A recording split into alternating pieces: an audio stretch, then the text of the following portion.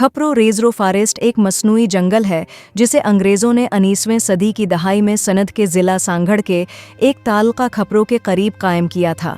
24,000 एकड़ पर फैला हुआ ये जंगल, जिस है का हजम अब बहुत कम हो गया है, मकामी पौधों के लिए महफूज है और मकामी लोगों को रोज़ी रोटी मुहैया करता है। लेकिन ये टंबर माफिया और पानी की शदीद किल्लत का शिकार है और उसे तहफ़्फ़ुज़ के लिए मुश्तरका कोशिशों की ज़रूरत है।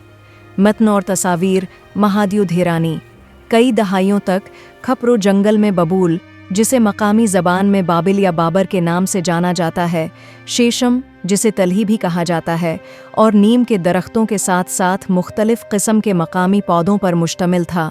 1966 में महकमा जंगलात सनद ने समाजी जंगलात का एक प्रोग्राम शुरू किया, जिसके तहत जंगल के 5,000 एकड़ रकबे पर यूकलिप्टस के दरख्त लगाए गए।